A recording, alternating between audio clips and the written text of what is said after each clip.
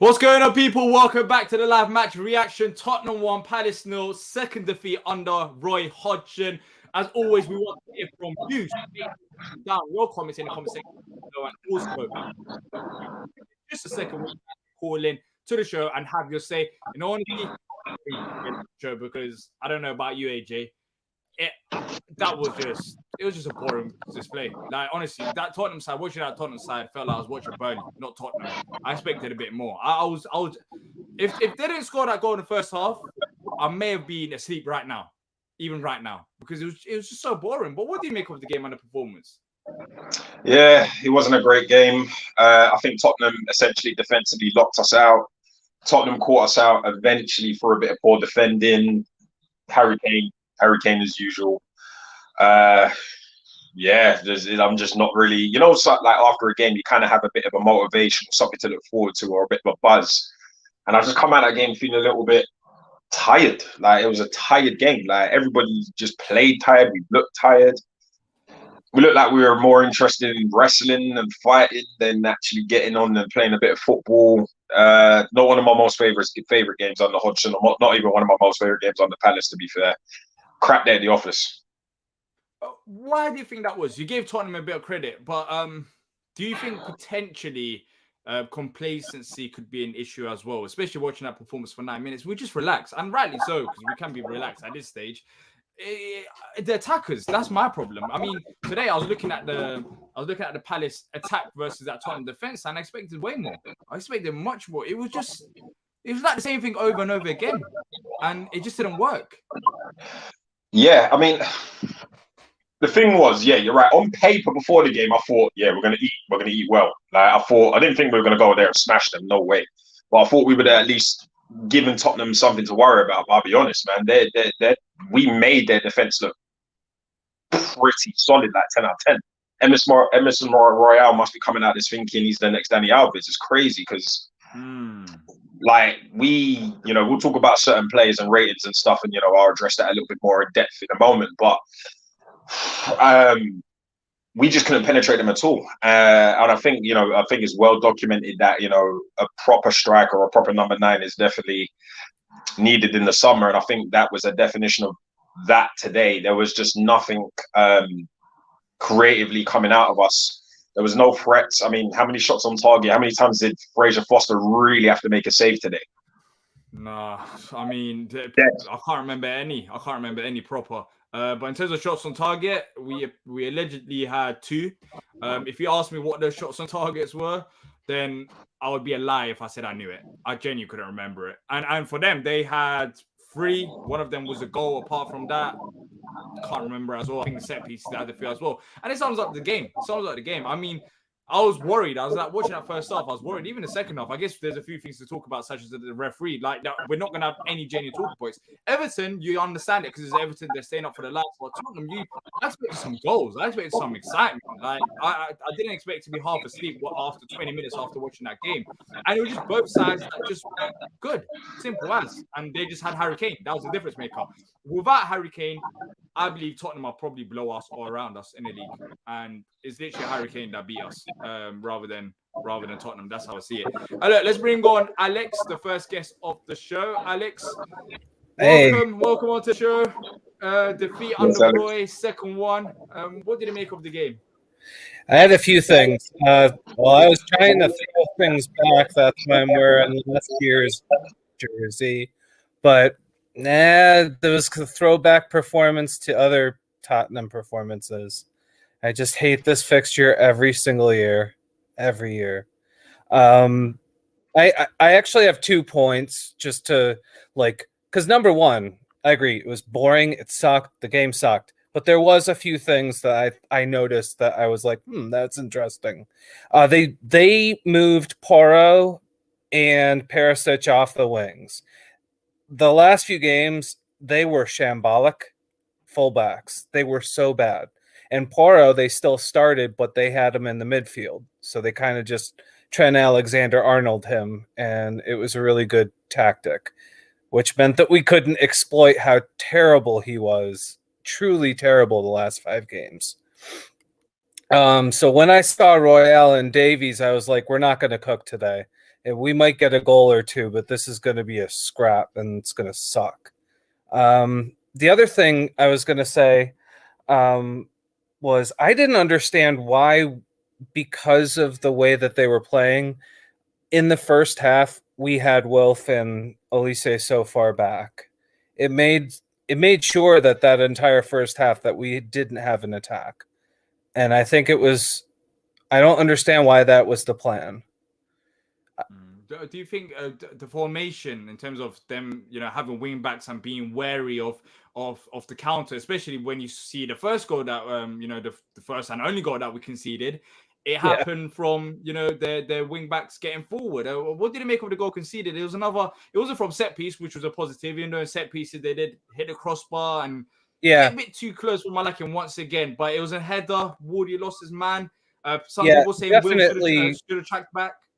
You could tell that Wardy didn't know that Kane was so close to him on that play. And so that was really, out of all of the players, he probably, shames himself the most.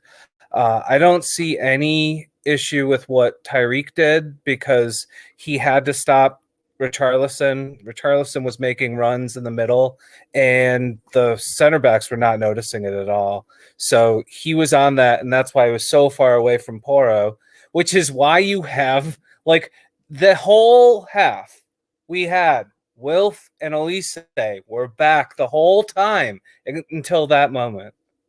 It was wild. It was just like the one time that we switched off. So with that, Alex, just to kind of caveat that point a little bit, you mentioned that obviously they were back a lot. The only reason why I would debate why that was a good idea it's actually how we got exposed for the goal was because our fullbacks weren't up to standard in terms of catching Tottenham's. So I'm thinking after the first goal would have went in, with them sort of essentially playing almost like a five at the back with the Davis and Porro playing wing backs, which I'll be honest, they were playing pretty decent. Yeah. Do you not think that they should have came back and made those defensive duties? Because on the other scale of things, if they hadn't, I think the criticism and potentially the scoreline could have went in a very different direction.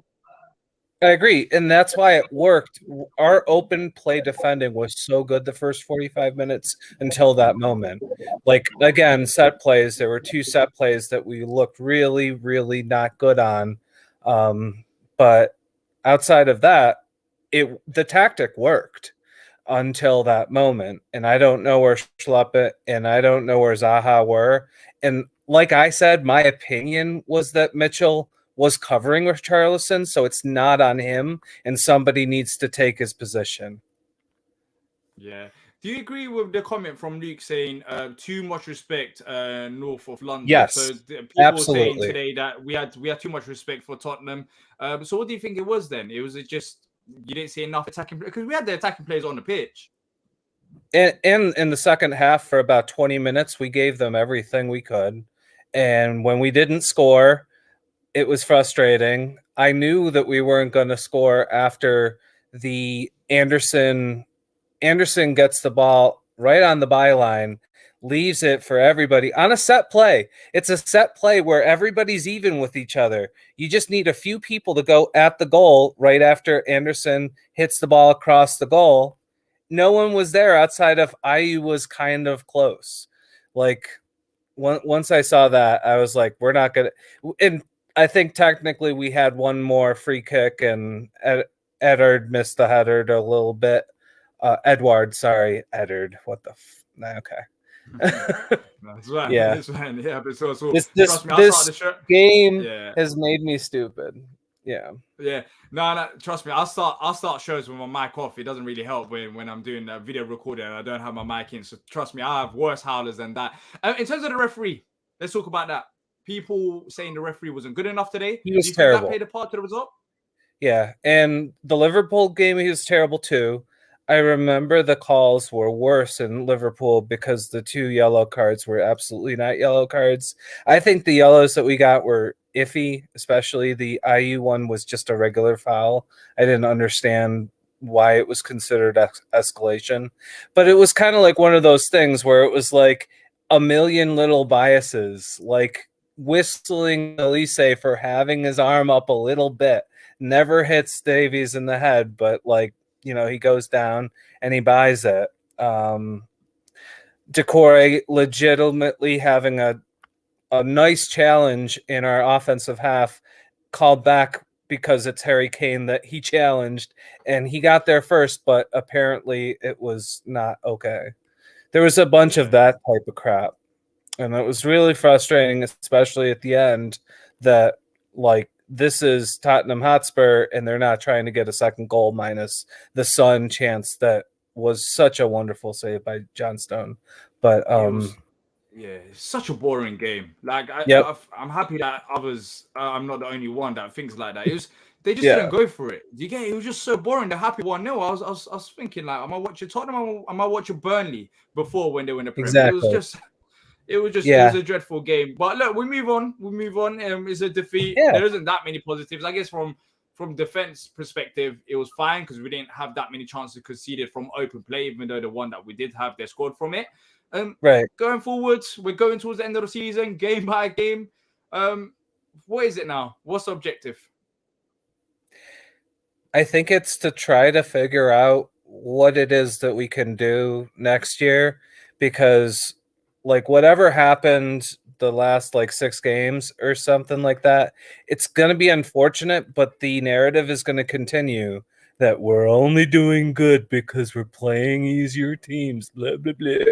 And we had a chance today to like put that a little bit to bed, and now we won't really get a chance again. So instead, we need to figure out how it is that we attack these big teams, like in the boardroom and stuff. On the field, I think it'll kind of be fun because it'll remind me of like 2018-19 where we don't have much to play for, but we have players that can make a good game and stuff like that. So I see a few at least entertaining games towards the end of the year because we're going to be playing teams that don't have much to play for, like Fulham and Bournemouth. So yeah. God forbid that there's more games like that till the end of the season. If there is, then it's not gonna be the most exciting way to end the season. Let's just say that. But thankfully, we're not facing Tottenham anymore this season, so we should be fine in that regards. There should be a bit more entertainment. But Alex, thank you for coming on. It was a pleasure talking to you. Yeah, worst. This is the worst game every year. I hate Spurs. Exactly. Yep. Exactly. There's me. All right, then take care. Take care, Alex. See you later. That was Alex having to say. If you guys want to join us live and have your say, make sure to click on the pinned comment where you can call into the show. As always, if you're enjoying the people, make sure to hit the like button. It helps us out massively. If you're new here, also make sure to subscribe as well. Gaika makes a very interesting comment here. After 50 minutes, I thought we weren't just going to score today. Yeah, it was one of those games where as the game was dragging on and on and on, you just didn't sense the feeling that Palace were going to score today. But one of the talking points today that we could have, I think Ayew was very good against West Ham, but today it wasn't the same Ayew. What do you guys think it was? Let me know in the comment section down below. Because I just didn't see Ayew contributing as he normally does. AJ, what do you think about Ayew's performance today? Non-existent. For me, it just brings up the narrative that we need a striker, and I don't have any faith in any of the strikers that we've got at the club right now. Unless obviously you bring in whichever manager you bring in operates a certain system and installs confidence in Edouard or Mateta or Ayew for the foreseeable, man. I think we're just going to have to limp over the line on that one.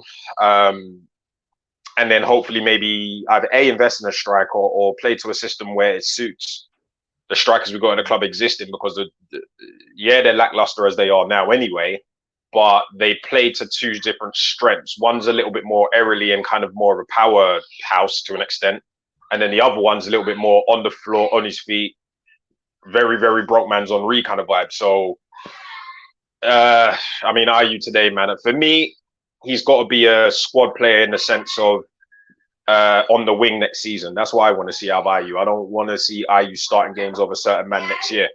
Obviously, depends how the summer goes, because beggars can't be choosers, and we know more than ever it's a building block process with us. And whatever project this is, they're going to be part of it. Like, these guys have signed new deals. Like they intend on utilizing and using these players. So for me, terrible game. I'm going to be honest, it was a terrible game for him. Yeah. Look, we'll talk about that in the player ratings. As always, make sure to check that out after the live match reaction. Colin says 2 strikers definitely needed in the summer. They're simply not good enough, and both of them really show the effort I want to see from my strikers as well. Look, I agree. The striker problem, even though Ayu's been having good games, I think we can all agree, even the massive Jordan Ayew fans, and I think he's a great player. That we need another striker. Jordan Ayew, we can't go into next season with Jordan Ayew being our front man, and today pretty much showed it. But then again, you could have a good game in the following game, but I still won't change my stance. We still need another striker, because the other strikers, when Ayew doesn't have a good game, they're just not good enough to step up to the pitch. I don't know about you, but the commentator said that, oh, they might look off the bench and they might look at Mateta's aerial ability. I was thinking to myself, yeah, I don't think they're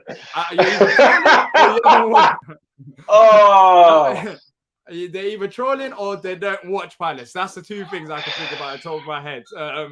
But yeah, that pretty much sums us up, because the tallest player on our team, especially up front, is just not good enough in it either. Let's bring on Tim next. Tim, how you doing? Timmy. What's happening? Disappointing game, but you're right. I mean, Dee, no matter how many howlers you've had. By the way, I love your howlers, man. They are the best. I don't. They make Every time I try to day. avoid them, they just come back. I'm trying to get rid of them, but they always come back. But at least today I didn't start off with a howler. The howler was on the pitch that I witnessed. That was a howler. Watching that game for like 90 minutes. Yeah, that's true, man. But yeah, that was so. You're right. I mean, it was almost. That was like indicative of the game. Was it like effing a cuckoo, whoever it was who's calling that and said, "Bring on Mateta for some aerial." Like, dude, you are not watching Palace. Either that or you are willfully ignorant. That was a complete howler. But I think the thing I noticed, just to pick up on what you were saying, AJ. I mean, I love the way Jordan Ayew has been playing these last several games, but he didn't have a good game today. He didn't have a good game today, and that happens. I mean, I know that happens, but I think one of the major differences. There were 2 things I saw, and I'm curious what you guys think. I'd also want to give some props to Aaron DeLuny, who said, like, we match Spurs pace. 100% agree, absolutely, fully agree with that. But I also think, like, no hold up. And every time Jordan had a chance to hold up the ball, he didn't. I mean, he could not bring anybody into the attack. And then the other times, I thought we were really good in the midfield in that first 15 minutes. And I actually thought we were doing very well in the midfield, shutting them down, trying to move the ball out wide. And then Spurs decided to become Everton or Wolves, and everything was just sliding into hard challenges in the middle of the park as much as they possibly could. And you know what? As a club, we have to be able to deal with that. And I don't think we dealt with it very well. But boy, did Darren England let them get away with a lot. It's shocking to me that the first yellow card, am I right about this? That the first yellow card was Longley doing an arm tackle on Zaha outside the 18-yard box? Was that the first one? Potentially, I could check it out for you and then answer for you when I'm sure. But yeah, no, it wasn't. It was Ben Davis. 3 minutes before that, Ben Davis got booked. Okay. So yeah, but it was a crazy performance from the referee. But honestly, Tim, I don't know about you, but I don't want to blame the referee today, because it just wasn't a good performance from Palace. Like, regardless, even if the referee didn't call those fouls, it was a bit too slow for me. Under Hodgson, we're being way more direct, attacking, free flowing. But today it was slow pace, as you said, as Looney and Aaron said as well. We're just very slow. But what was the reason for that? Do you think you have to give a bit of credit to Tottenham as well, due to how they defended and controlled the game? I think you do have to give them some, but I also think that was it Luke earlier on who said, like, we gave them way too much respect?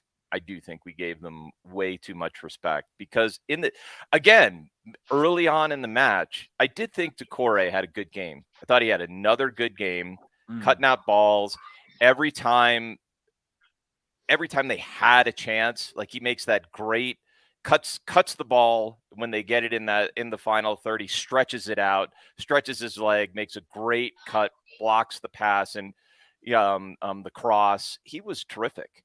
and he has been terrific, but he was one of the few. I thought so. Yeah, I do think you have to give Tottenham some credit. I also think they saw what they could do to disrupt our game. So as much as I hate that, and it did look for portions of the match that Ryan Mason had looked at the Wolves game and said, like, I mean, we need to do more of that. We need to stick into them to stop them from getting any kind of momentum. And then every time we're trying to progress the ball, here comes in the hard tackle or pushing us off the ball. And they did that very, very well. Like I said, we needed a better game from Jordan Ayew, and we didn't get it this time. I think we needed a better game from Wilf as well, and didn't get that either. But I say that for mean, every one of them. I don't know. Yeah. Elise as well, Eze as well, potentially. I don't know if yeah, I mean, they didn't have their best games, no doubt. They certainly weren't precise, and they weren't progressive. But having said that, yeah, you do have to give Spurs some credit, and this is always the match that is just, we lost 3-0, and Wilf, remember last year, Wilf gets sent off with the 2 yellow cards, and it was a disaster last year at Tottenham. We just never seemed to get it together at that stadium, which is frustrating. I thought we were good enough to get a result if we wanted it more, to the point that you both made. If we don't match their pace and we do end up going for it a little bit more, I think we get a result out of that game. And maybe that's the disappointment. Yeah, agree. Now, looking forward, well, what do you expect for the next, 3 remaining games? I think it's 3 now that's left. Yeah, 3 games left. I expect some more progress. Like I want to see us play. I don't want to see us play open, but I want us to see us show what we're capable of in these last 3 games. Put it together. The problem with the West Ham game is just we didn't defend against the set pieces. Defended better against set pieces today, but didn't show any expansiveness, any, stringing the ball together, stringing the attack together. I want us to have a complete game, more complete games. And I think we have the chance to do that against some of the opponents we've got upcoming. I want us to get a win so that we can start showing some time to some of the younger players. Like one more win. Do you think it's a time? Would you want to see them now, or do you think we're still not safe? Or I do think we're safe, but I'm also I got an anxious brain, so I would like one more win so we could feel like this is all mathematically done. And then I'd like to see like Ozo out there. I'd like to see some youngsters, because shout out to the youngsters, by the way, who are going to play in the Premier League International Cup final. Yeah. Huge shout out to that group. Like they are. That's a very big deal for those young players, and to the under 15s. Winning the regional, the Southern Region Floodlit Cup, and they're going to be in the final against Stoke. I mean, we do have. I want to see more of the younger players, because I think this is our way forward. I don't want to go down a finance rabbit hole when we just had a game and we want to react to the actual game. But just to make this point, one of the areas where as a club we can progress, and I think we have this on a lot of our rivals around us in the table, but also against some of the bigger clubs. We have a killer academy. We are bringing in incredible talent at the youth level. And as we progress as a club, those players, some of them are not going to make the first team. Some of them will go out elsewhere. They'll go out on loan. And building that loan army and building up the potential of that talent and seeding it out in the rest of the league, that's going to bring in more money to the club. That's going to help us grow as a team without having to overpay to bring in top talent. I mean, we're going to have to pay for a striker this summer, but over time, a lot of that talent exists right there in South London. And I have maybe naive, but high hopes that talent will make its way to the first team and make a difference for us in the years to come. So shout out to the youth. I really am proud of what we're doing there. Sorry, Tim, just one quick thing before you go. Sure. And this is not to sort of sit on your point or anything like that, but because obviously in the Premier League, essentially between finishing 10th and let's say 14th, for example, we're talking about millions upon millions of income in terms of prize money. Yeah. So would you essentially sacrifice trying to finish as high as possible versus potentially throwing in a few youths and taking the risk? You know why I take the risk, AJ? I mean, again, I don't want to go too far down a finance rabbit hole, but it tends to be at those levels, like what you say between 10 and 14th. In the past, it's been about £2.5 million in terms of difference. So if you go down to 14th, you're probably sacrificing about £10 million, which is a lot for us as a club. So I would definitely love to see us get up to 10th, but would I sacrifice, say, £6 million in finishing money for the trade-off of, say, seeing how good like Franco Ume could be, see how good David Ozo could be? Because if you get those players into the lineup, the wages you have to pay them for the first couple of years is nothing compared to what you have to pay. Like, just by way of example, right now, the number 2 wage earner at Palace is Odson Edouard. And it's not close. He's like £90,000 a week. So do we think that we're getting £90,000 a week from him? I don't think so. I don't think we're getting that kind of output. So, like, your point is well made, AJ, but like, if I want to get a really good return in terms of the talent that we have and how we look forward, yes, I'm okay with the risk, even though in the short term, you might give up a few £1 million. Does that make sense? Yeah, it does. You're 100%. mute, AJ. Yeah, it does.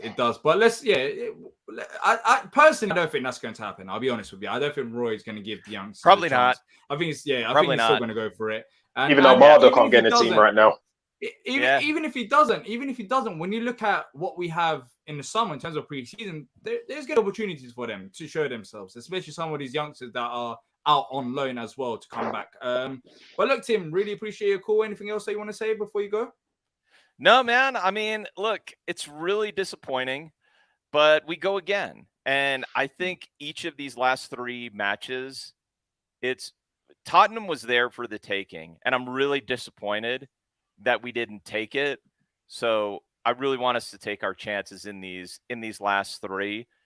It's a balance. I still want to see some youth get some run, but let's get some goals. And then in the last, get up 2-3-0 and then throw on some of these youth players. I mean, look, these teams are there for the taking and we have the talent to do it. So come on, let's go up the Palace. Yeah. Up the Palace indeed. Thank you for your time, Tim, and hopefully we'll catch up with you again soon. See you, boys. Take care. That was Tim. Have a safe. If you guys want to join us live, click on the pinned comment, and if you're enjoying the show, make sure to hit the like button and subscribe as well. Let's bring on Jamal next. Jamal, how you doing? Palace. Hey guys, I'm doing well. How are you all guys going? Yeah, last time we lost, we was very upset. Lackluster performance today. What do you think it was? Lackluster. Yeah. Have any of you guys been to the Tottenham Stadium before?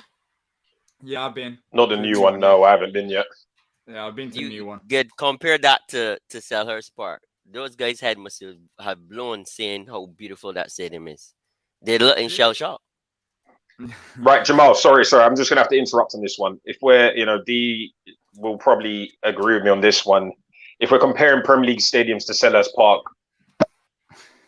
they're not even in the same stratosphere, man. I agree. Like, anybody that's been Selhurst Park knows the deal on that one. But I'm not a fan of comparing Selhurst Park to, it's better than my local team. I'll give him that. But we can't even get in the stadium half the time. You can have the stadium. You can have the stadium. What do you? Atmosphere, mate. Atmosphere is a different thing. Yeah, I know that. They can't touch Palace atmosphere. It's different.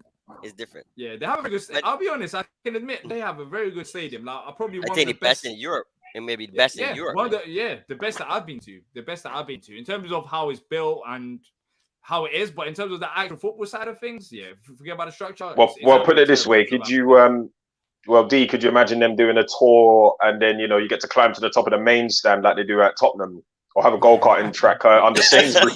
That ain't gonna happen, man. It ain't looking good, bro. It ain't looking good. Advertising like go-karting is gonna be available soon. Like it's like a commercial Crazy. stadium. But Yeah, I'll be honest, I would love wonderful. that at Palace. I would love us to have I would love it too. like that. We supposed to be doing some expansion too as well, right? Yeah, don't worry, man. These bid will be all grey by the time we start getting at Sellers, mate. Don't worry about all that. but what about the football, Jamal? What about the football? Because I'll be honest, the same looks all nice, but the football ain't great. I wouldn't want to be like Tottenham. I'll say that if I'm a big side playing like that. I wouldn't be there, but we can clearly see the difference between the two teams with Harry Kane. If Harry Kane was at Crystal Palace, we would have won that game. It's as simple as that. Yeah, that's what I think. We know we need a striker. We know we need a striker. The last caller said, how much Edward is on, $90,000. We don't even get $5,000 worth from him, it seems, a week. So it's clear the difference between two teams is a striker. And the quality. Harry Kane had one chance the whole game. One. I had at the back post. He out jumped Ward and I had it in. And that was it. So what do you think of the refereeing performance today, Jamal? I don't like talking about referees, to be honest, because in general, the refereeing in England is not good. If you look at the other major leagues, it's clearly better.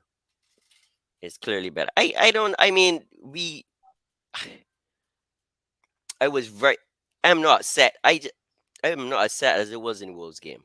Okay? Because I consider us and Wolves almost close, right? The amount of money Spurs is spending on the stadium, on the players, on the wages, we are not near there. We went to the stadium, we were slow. Mark Gay was fantastic again. For me, he always has an 8 to 10 game every game. Every game controls the game well. But for some reason, every time I come on, we go back to the same problem. We have problems scoring goals most of the time. And it always goes back to the striker. It can't only be the striker point. I can't say it can be only, as I said, I think 2 or 3 times ago when I was here, Edward plays good with 2 people. He does not play good as a single striker. So if we keep on whipping him, putting him by himself, he's going to produce the same all the time. He needs someone else to feed off. And the way how Palace plays, we need a striker. Like when Benteke first came there, Benteke was fantastic. Benteke he could hold up, he could play, right? But there's not an issue that we only have. Like at Chelsea. Chelsea got billions of dollars and got all sorts of different types of forwards. I still can't get it done. So who are Crystal Palace? We're not the exception to rule. It's hard to find good strikers. Imagine if, for example, Crystal Palace had Ivan Toney from Brentford. Crystal Palace would be in Brentford position, and Brentford would be in Crystal Palace position. As simple as that. He scored 20 goals for Brighton. 20. When last Crystal Palace had a 20-goal striker? Probably. So it's been a while, mate. It's been a while. Andrew Johnson. Andrew Johnson. That's what I'm thinking as well. That's what I was thinking as well. AJ. And he wasn't big. I don't know. He wasn't big. He wasn't, he was just clinical. He was just clinical. Well, Murray as well in the Championship, but then if you talk about Premier League, probably Andrew Johnson. But look, what do you think about our tempo today? Because I thought it was a bit slow. We matched Tottenham in that regards as well. That was the most surprising thing for me. It was just so slow. I don't know if the guys was tired. I don't know if the guys at the beach. As you know, Crystal Palace has this, this tendency on the Roy. Once you get over a certain amount of points, the guys just turn off. Ready for vacation. Well, I guess the answer for that will happen next week, right? It depends on how we perform next week. Like, we'll see if they're on vacation or not. Because I feel like Tottenham made the game like that. I feel like Tottenham played a huge part to how we played as well. Because they're all so negative in the first place. It was just a negative, boring game. That's how it was. But after they scored the first goal, look at the second half. How many times did they want to attack and go forward? They were happy just defending. And it sums up the game. Do you get it? Like, there weren't that many opportunities because they didn't want to attack in the first place. It was honestly, it was like it was so boring. Like I'm more angry that I had to watch that for 90 minutes than the actual result, because there was nothing. There was just nothing. It was like a soulless game. Soulless, like absolutely nothing. I know they're still fighting for something, but I mean, damn, like, yeah, it impacted us. It impacted us how they approached the game. That's how I see it. But don't forget those guys. Those guys concede 3 goals in 15 minutes. Everybody just hammering goals against these guys. Newcastle almost killed those guys. Liverpool scored 3 goals in 15 minutes. And so what happened to Palace? We can't score goals against a team that everyone is, Well, I guess what it is that Newcastle got something to play for still. They're on the high. Let's be honest, right now as Palace fans, we're just going through these games. Like we make pointless dilemmas. Oh, can we finish 10th? Or can we finish 11th? Can we finish 12th? Like, yeah, apart from finances, then it's fine. But who really is going to lose sleep if you finish 11th rather than 10th? Correct. I agree. Or 12th. I agree. Apart from you finishing the top 10, then that statement is there, I guess. But it's still going to make a massive difference. So as a football club right now, we're just in a relaxed period. And when you look at the other clubs that they face, especially Liverpool, who's still pushing for European spots, Newcastle, they're pretty much confirmed their Champions League spots now. They got something to play for. And I feel like if we did, and if we brought our A game to it, then Tottenham would have struggled. But we was fine with it. We was fine with it. Towards the end of the game, there was a few fights here and there. I guess it got a bit rowdy. But other than that, I was seeing lots of, handshakes and stuff. Like, you get, nice tackle. Like, there wasn't really a game of, we really want to win it. I didn't get that sense. Of course, I'm not saying the players want to lose the game, but there was no real urgency. You get it? There was no real urgency throughout the 9 minutes. And they done well defensively, Tottenham. They done well defensively. But let me say one thing, and we haven't spoken about him yet. Sam Johnston. Brilliant save in the second half, by the way. Brilliant save. I don't know if you remember when Son basically went around him and he just literally dived down and made that save. But what do you think about his commanding in his box? I've noticed that last week. I also noticed it today. I think that saves it pretty much in terms of, his player ratings that we're going to give. But he doesn't seem as comfortable. Maybe I'm looking into it too much. He doesn't seem as comfortable commanding his box, especially up in the air. I'm not saying the goal was his fault. Don't get me wrong. It wasn't his fault. It was Joe Ward's fault. But in general, even in corners, do you get that feeling as well? What do you think about it? I feel he needs to work on that. I agree. If you look at 3 goals that he scored, not saying last week, I'm not saying it was his fault, but a goalkeeper should command his box. I find that he's a little short to me. I guess when you see the top teams always got some giant, some 7-foot, kind of like goalkeeper that is snatch the ball out the air easily once they get too close. But I just think that he probably needs to work on commanding his box a little bit better. But that comes with time. That comes with experience too as well. So you just can't say cause don't forget Gaite coming back soon, right? So if he continues for the rest of the season, he would be he should be fine.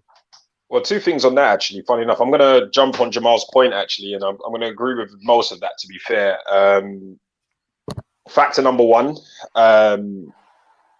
I think what you got to take into consideration with Johnson is Johnson has pretty much had quite a long layoff in terms of injury. And at the end of the day, we're talking about injury from a player that had to step up from the Championship when he wasn't even on form at the given time. Correct. Now, Johnson once upon a time was obviously knocking on the door of the England squad. He was one of the best goalkeepers in the country. That time has essentially faded away. But there's nothing to suggest that he can't get that back. That experience and that know-how will be in the back of his mind.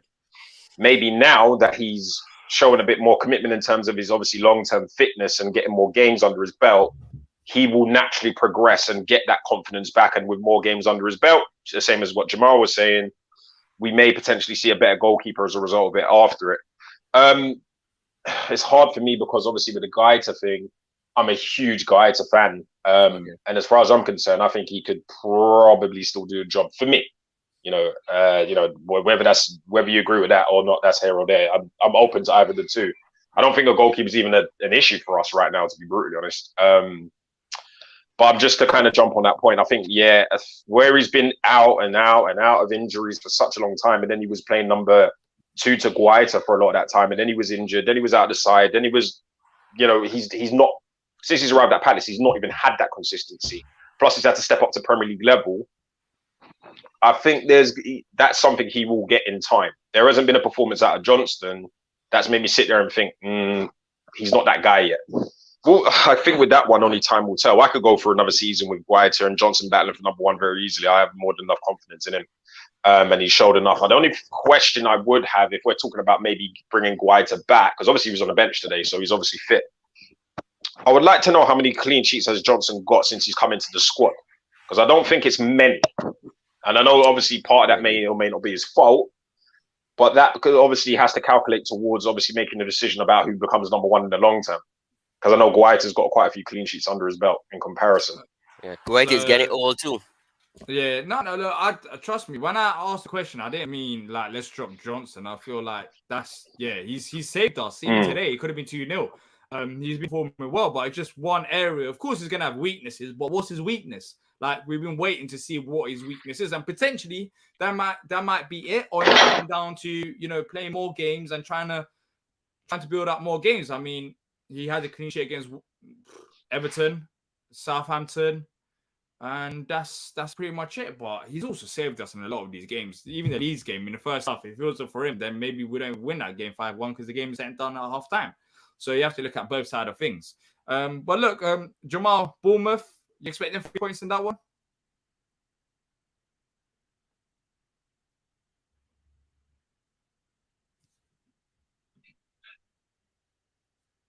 I can't hear anything. Yeah, I can't hear.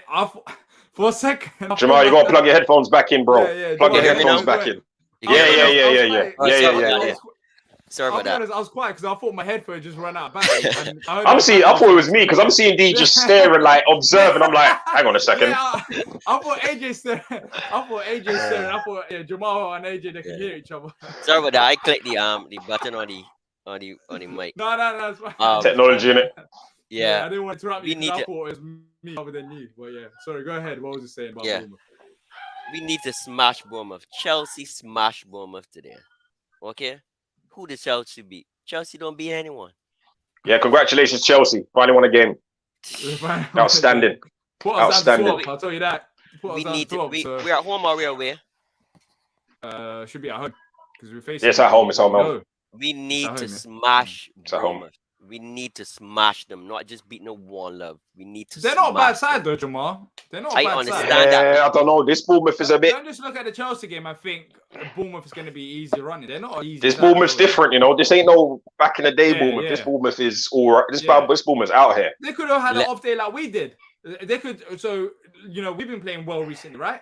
And then so at Bournemouth, they might have had an off day against Chelsea because they have nothing. Chelsea is playing horrible, man. Chelsea's playing horrible. We need to beat Bournemouth, and we need to. Last season, when people came to Selhurst Park, no one was coming back with wins. You had to get a draw. The most we were giving you was a draw. Selhurst Park was a fortress last season for us. We need to get that back. We were struggling on the road, and we were conceding late goals. But Selhurst Park, we need to get back that to be a fortress. When you come here, you get beat or you take a point. You snatch a point. That being said, it's all a mentality. We need to be able to play away from home and at home, but predominantly at home, we need to attack teams. We don't let them breathe. We just on them.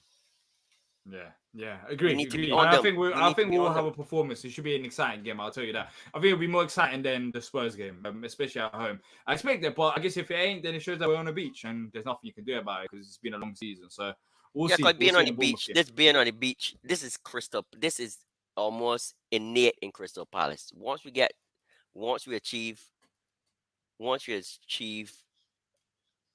inside the top safety, you're correct. Yeah, absolutely right. I mean, we just turn off. I don't know if when in the beginning before the season start, the chairman says, well, this season our plan is not to get relegated. I don't know if he says that. I don't know what record is spewed because it wants It's to get to that been point. documented, Jamal. Sorry, Jamal, just to cut you on that point because I know a lot of people kind of bring that up a lot. It's been well documented that Steve Parish has always banked on us having Premier League safety and security just from the financial ramifications. And essentially, it's always a building process but building process within our means. And the problem is, funny enough, ironically, us talking about the stadium stuff earlier on is it's building a means amongst our competitors. But the only headache is we don't essentially have the income and investment that the bigger clubs around us have. So we're not the kind of club that will kind of go out there and invest and fork out for 50, 60 million pound players. It's just not within our scenario right now. But I do understand where that can become a headache and become quite frustrating because obviously you've got so many teams around us that are getting investment. But, you know, at the end of the day, if that means we're not sort of selling the soul of the club for a result of that, then I'm all for it. I'd rather it be built organically rather than selling out or potentially being owned by something that might make me feel kind of ethically not the right way, if that makes sense. I got you. Yeah, I understand. But look, Jamal, really appreciate your time. Okay, no problem. Oh, sorry, bro. Sorry. I just want to respond to Adrian's point. Yeah, go on. Organic growth, right? Yeah, go on. The only organic growth club we had probably in the last couple of years is Brighton. If you look at all the clubs within 10 years, some sugar daddy comes in and pump money in it, regardless of if it's Asian money, if it is Middle Eastern money, a sugar or no American with China. They come in a consortium and they pump money. For a club like Crystal Palace to grow organically, our training system needs to be one of the best in London. You just can't. Growing organically it may sound like if it's a normal process, but it's not. You need grassroots football for the training, for the on the 14s, on the 16s, on the 18s come out. So you could, instead of you purchasing a 60, $70 million footballer, you're creating a 50, $60 million player. And the flip side of that, he may say that, but then Manchester come in for Wan-Bissaka, $40 million. Let's buy him. You cannot grow organically if you're selling your best players. True. However, just on that exact point, our academy, our recent upgrades of our academy, right. And that is our fantastic. recent investment in our academy is a result of the money that came in from Wan-Bissaka. Good. And now, X amount of years later, we are starting to see the likes of the Ozos, the Mitchells. There's a few names I could name. The Ardemola. There'll be a couple of names that I'll be able to pick up when I watch that cup final as well for the youth players. But there are a few names that you're starting to kind of see a lot more in our youth setup and are starting to win championships and trophies. And I think within the next few years, that will naturally progress to the next level. Without the Wan-Bissaka money, it's debated highly that we may not have been able to do that as of yet. Because there are so many other elements and factors to that. You are right with the sugar daddy thing. I do agree with that. But what you've got to understand with that is, depending on the person that you have within your ownership, that will run out after a period of time. We're seeing that with Bournemouth, for example. They've just had a large influx of investment. Ironically, we're going to play them next week. But they're starting to have a bit of a turnaround because large investors are coming from a different part of the world and they're starting to try and pump that money in to get the results faster. But at the same time, historically, if you look at Leeds, for example, that's where it's kind of gone to a certain level. It's peaked and it's come back crashing down. Aston Villa a few years ago, it got to a peak. It came crashing down. Leicester, best example right now. Their one got to the top. COVID came in. Now that sugar daddy money's run out very, very quickly and they can't recover, now it's coming crashing down. I think the difference with the way that our owner kind of does it is it's a bit more of a conservative model, because he will sit there and he will break it down to you in the sense of, well, on a match day, we're only earning, I don't know, I'm just making up and pulling a figure out here, but we might be getting income of like 2 million, whereas with Tottenham that we played today, their income based on all their catering and stuff like that is quadruple that, just on the pints alone. So, you know, when we eventually do start building the new stands, we slowly are building up the academy. And then once in a while, we kind of invest in the player and then they move on to bigger things. And then we can use that to repump into the squad. Plus, obviously, with the Premier League money and all these other factors into it, we can naturally build building blocks there. And I think that's one of the things I love and respect about my football club is we're not always relying on some sort of sugar daddy to come in and do that. We've had the Texer and we've had the Harrison Blitzer historically in the past, but I think one of the things I respect about our chairman the most is, and obviously that video could go into another day, but that he runs the club in a conservative way. Sometimes that will piss off and frustrate fans. It's well documented, but at the same time, it's more about doing it the right way and building blocking it. It's the same as, you know, as a man from the Caribbean, I'm sure you will know, you have your neighbor that will have the new Rolls Royce, but then did he get it on credit? Or did he buy it through, or did he buy it through hard work? You see what I'm saying? You know, and the man that would have probably bought it through hard work probably had to wait months and save versus the man that bought it through credit, but then he's got to go pay that back later. And if something go wrong with his job or his income, he ain't paying that back. Correct. And so, you know, that's just where my stance on it is anyway. I mean, other people have their other kind of influences and decisions on that, but that's the way I look at it. Yeah, but to follow on your point, right? Points. Yeah, but follow on your point. If 3 more sugar daddies come into the Premiership, right? Let me just choose any 3 teams. It doesn't matter. If Palace continue on this trajectory, eventually we will get relegated because they would just outbuy us in the market. They'll also outbuy us in terms of there'll be no organic growth. It will just be straight like this. It'll be just straight like this for them. So if you look at top 6 race, we can't tell who the top 6 is anymore when Newcastle came in. We got teams like Chelsea in like 10th, 11th, 12th. No, you can't really call a top 6 no more. You can soon hear a top 8 because clubs like Newcastle now all of a sudden with the money they have, supposed to be the richest, they can automatically go in top 6 because they could buy whoever they want. But then based on that exact same point, you just mentioned Chelsea. How's that working for him? And it haven't, but we eventually know that it's going to work. We can laugh at them and say also fun. We know eventually it can work. It just will. Eventually, money doesn't buy success, though. I'll say that money doesn't. Not always, you know. It's a fair point, and it's an argumentative point. But if you have money under the right management, then yes, it could buy success 100%. With money, you can buy success much easier, but you have to have the right management as well. Look at Everton. Everton has spent money. People don't really talk about it. Everton has spent a lot of money. Yeah. Everton, if they go down, we ain't seen them again. A lot of money. Yeah, we know they're gone. We know they're gone. I'll be looking forward to the new Netflix series, mate, because it's going to be so peak in that football club, bro. What was it? Sunderland to Everton to I die. Bro. Yeah. Everton to I die. I didn't really want to get relegated. You don't know, guys. Listen, you don't know how bad. If I just don't like Everton. But AJ, I get your point, right? But I also, you know, my stance is that in this generation, if you realize how big the Premier League is getting now, this is like times better than all the rest of the leagues. We are attracting foreign investors from everywhere coming in. So you never know 5 or 10 years down the road that these so-called Middle Eastern state-owned, you will have state-owned clubs, each gonna be represented by a club, unless there some form of regulation comes in saying that this has to stop. Even look at Man United. You got how much bidders for Man United? 5 or 6 bidders all of a sudden now want to buy Man United now. It's crazy. Money just flowing in. All right, my last point on that one then, and then I'll let you go.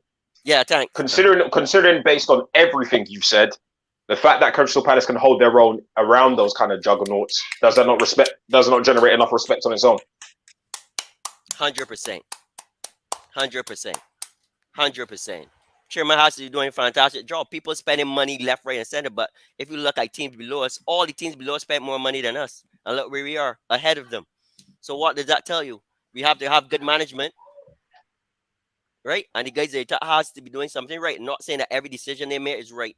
But for us to be able to be in this position says a lot about the way how Crystal Palace is run from the top to the bottom. We always look to ways how to improve. Right? You can imagine if somebody came in now, we keep the structure and we keep Zaha, whatever, and we got $200 million. We could buy any forward that we want.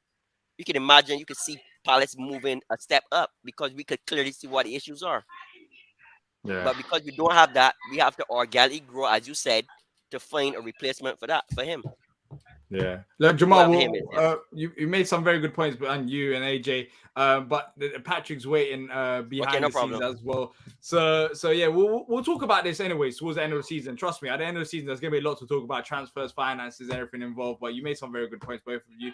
Look, Jamal, bro, hopefully we'll have you on after the Bournemouth game, and we'll talk about a win because there wasn't much. I to hope talk about so. today. I hope Exactly. so. I hope I'm able to. Exactly. All right, guys. Have a good All right, one. good to talk to you, Jamal, man. Take Good care. to talk to you, AJ. Let's bring on. When you Patrick disappeared, I thought I was gonna have to. Go on. When you disappeared, I thought I was gonna have to do the show myself. I was like, oh. Oh no! It just booted me out. I don't know why. It just booted me out. Fair enough. Yeah. I'm slowly taking over. Yeah, it's taking over. Internal takeover. AJ just going. Yeah. But let me bring on Patrick next. Patrick, before we start, I have to say I was enjoying you doing your ironing. Many people didn't see that, but you was doing your ironing. You was folding the clothes. I was enjoying that behind the scenes. Like you was very productive with your time. Well, I have 4 kids and they're all grown. So the last child I have is my 11-year-old. He kicked me out of my own living room. I had to watch Palace. Literally on the phone on Peacock. That's the streaming service we have in the States. So it's kind of funny. But real quick, the back end of Jamal's point, I think our natural level, if we're going to actually get better, is between 9th and 8th, 9th. I don't think we could crack any higher than that. And me personally, I've talked about this topic before. I'm okay with that. Now, other fans might want to go to Europe. For me, if it's a steady progression and good football, then that's all we can want as a club. So that I'll leave that alone. I want to get to the game today. Not that it was the most exciting one I've ever seen. Those refs are trash. How does England continually put out bad referees in the World Cup when they actually are lucky enough to go? In the Championship, League One, the Premier League, it's awful. I mean, how many times we get hacked down right as we're trying to get Elise on a through ball by Decore, clotheslines, drop kick. I'm exaggerating, but you get the point. We getting fouled all day, but Harry Kane, the wind blows and they call it for him. I mean, that's insane. The refs are awful today. Awful. Yeah. Well, do you think you played a part to the result? Oh God, yeah. Because the free kicks we did get, when we would get fouled, they would call it right around just past the midfield line. We didn't get any free kick close enough we usually had to, put the ball in and hope for a header or something like that. I think it did. Now the goal was a bad goal. If Joel Ward just turns around, forget jumping up. If he just turns around and notices Kane on his backside, he bodies him up and Kane's not knocking that in. So I think that was just a bad goal. But yeah, it should have been. We could have scored a couple of goals today, honestly. A couple of those, if IU's in the right spot on that last one, I think Anderson sent through. Yeah. And he was shielded off. But I think IU got beat up all day. I thought it was I just thought it was a bad ref game. I mean, I think it had something to do with it. Yeah, absolutely. Because what about attack? I'm sorry. Go ahead. Didn't seem the usual Palace as well. So can't you look at that side of things as well? Because I just don't think, regardless of the ref, we didn't just do well enough. I agree, but Elise was getting beat up all day. Like you could have every time he had the Zaha treatment today, getting booted back and forth. And I mean, and Wilf, and even with that game with Wilf, I know a couple people in the comments that complained about Wilf earlier, but a couple of those shots that he hit that just missed, that one that she was trying to, I think was curling the upper right-hand corner right before halftime or at the 55th minute, something along those lines. It just literally missed. So we weren't as far off as you may think. We didn't play great, but we played good enough to beat them clowns. I mean, Spurs are not a good team at all. Without Harry Kane, they're below us. They have 2 players I'd be afraid of. That's it. Yeah. And that's all that money in that beautiful stadium, please. Yeah, literally. I agree with that. I genuinely don't think they're a good side, but then it went against us in a way because they were so negative because they didn't believe in themselves, which didn't help. I don't know about you, Patrick. Was you bored watching that? What's that? Was you bored watching that game, or was that fine for you? I just felt so bored watching the game. I thought when we had the ball, I think the passing wasn't great. I could see, I guess, because I'm so used to, I watch a ton of La Liga, so I see a lot of different type of movements offensively. I see Palace making the runs. I just don't think the pass was there today. The one pass needed that would have unlocked their defense. That's what I honestly think. Elise had broken through a few times. Eze broke through some over the top ball. I think if we had a little bit better quality passing, we would have won the game. Truthfully, on those through balls, us Palace tried a ton of that, and I like that. I like that aggressiveness. We normally wouldn't see under Roy, but that's the way they've been doing it since he got in there. Some games it works, some games it doesn't. But yeah, we played at Tottenham's level. We lowered ourselves. That's funny saying that too, because they're higher up the table.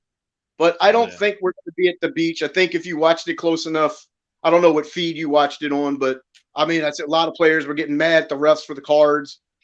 Roy's getting pissed. I saw he took his glasses off, yelling at the fourth official. That's great because I don't think we're going to be at the beach. I think we got what, Brighton? No, I'm sorry, Bournemouth at home next week. So we're not. I don't think we're going to lay down at home. Fulham beat our tail 3-0, so there's a revenge game there, and they're missing their top 2 players, Pereira and the striker. And the last game of the season, it is what it is. But I still think we should go all out for 10th. Truthfully, I don't think Fulham's going to win another game. So yeah, we dropped down to 12th though today. It's only Chelsea somehow got a win today. So Patrick, 2 things, right? The Mitrovic thing point you make, as far as I understand, he's actually back against us, or he's due to be back against us. What so kind that of might. Hey, Alexander Mitrovic, boy, Yeah. Listen. I wouldn't take it lightly. Let's just put it that way. Well, I don't think they'll take it lightly because we got clown 3-0 at home. So I think they'll be up for the game when your best supplier of the ball's out for the season. To me, there's no reason we should have been killed 3-0 anyway. So that's a revenge game right there.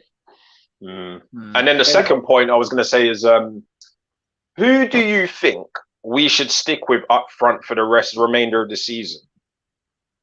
Well, I'm not a fan of Edward up top. I think he's a better winger. I think there's a player in there, but I can't deal with a striker that doesn't compete in the air. He just doesn't. But Mateta will. He'll get his head on the ball and he'll end up in the stands, but at least he's competing. And IU is shorter, but I thought he played his best ball on the left, but Wilf's back. So truthfully, I wouldn't play any of those strikers. I would just let Wilf and IU just give them the freedom to rotate around, like false 9, I guess you would call it. But I mean, unless, like, I'm always going to, I said Mateta before because at least he competes, but IU competes as well. So I wouldn't play Edward up top. He's had his run. I think there's a player there, but all his goals are coming on the left. So, Yeah. I don't think there's a right or wrong answer. Let's just say that. I don't think there's a right or wrong answer when you talk about forwards, because let's just be honest, they're just not performing to the levels that there should be, all of them.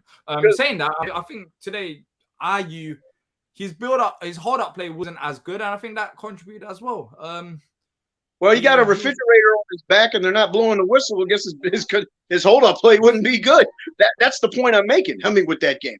But no, he's not a striker though. His best play is coming off the left. Unfortunately, Wilf's there, and you can't play Wilf up top because you can't hit it. He doesn't compete in the air either.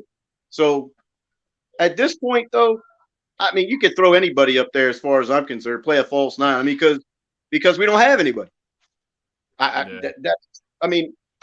would say, long story short, I play Mateta because he competes in the air. Sorry about the sun in y'all. He competes in the air. I'm not. That's the best. I mean, that's the best. I mean, that's not much. That's not much. He doesn't jump. It doesn't help. To be fair, Dee, Patrick did say the ball was going to end up in the stands. To be fair, it's nearly hit me a few times. So it's nearly hit me a few times. So I know what you're saying. Luckily, we're safe. We can laugh about it now, but this summer we just need another striker. In the air, it might deflect off the other team and go in the net, but you got to compete when the ball's in the box. It's coming like pinball. They're not even football anymore. It's going to be like Edward's on the left side, just looking like, oh, I wish I would have got that. I think I do think we got a player in Edward. I didn't know he was making $90,000 a week. That's a joke, but him on. I think he's a better winger. I think he can because he's good with the ball at his feet, but in the air, forget it, man. No.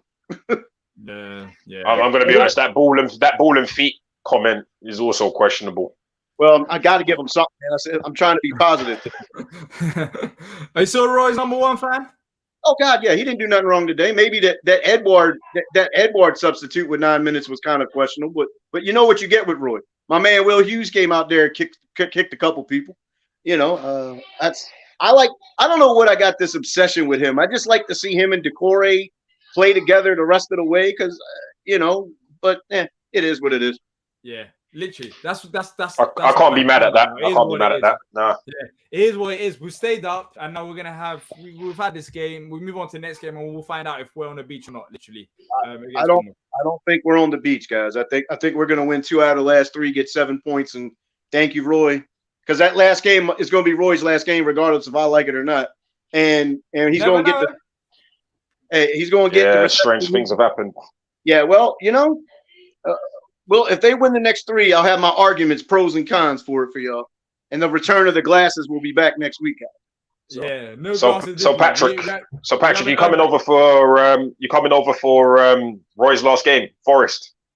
I'd like to, but that's when you still have 11-year-old, you're still raising that money, ain't going in there for 1 game to see goodbye to Roy. So, but get the older ones to fund it as an early birthday present, mate. Well, he's busy trying to get tickets for football season. Well, American football season coming up. So it is what it is. I don't heard of that anymore. But but I'm gonna get over there for a game. Absolutely. Hopefully, Palace comes over here in the summer tour. That'd be nice. Oh yeah, that's the rumor, isn't it? We're waiting to see the announcement. But potentially that could be happening. If that happens, then yeah, man, that'll be exciting. I heard Dee's funding the whole staff to come over, so I'll be getting my passport ready. I wish I had that much money to fund everyone to come over. Yeah, on 5-star hotels. I can be an economy. It's not a problem. I'm there for the sun and the beach, mate. I'm all right. We'll see. It depends on where we're going. We haven't even announced it yet, so we should announce it relatively soon, anyways. Well, look, Patrick, really appreciate your time. Hopefully you're right, and hopefully you do get 3 out of 3 or 2 out of 3, as you said. I'll say I told you so next week. hopefully, I'll be happy with that. Trust me, I'll be happy, man, if he's told me I told you so. Well, hey, real quick, AJ, please be kind in the player ratings, man. It's not as bad as you're going to give.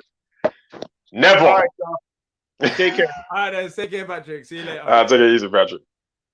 So let's wrap this up. I genuinely didn't think we'll go for this long today, but funny enough, we did. Yeah. Look, disappointing defeat from performance sake. How I see it anyways. But then again, there's still 3 more games to go. There should be some exciting games coming up. But as always, if you have enjoyed this, people, make sure to leave a like and subscribe. Let's keep the channel growing. And thanks to everyone who's also watched it on replay. Thanks to everyone who tuned in live and called into the show as well. We'll be back for the player rating, so check that out. Shouldn't be too long before that's posted. And until next time, up the Palace.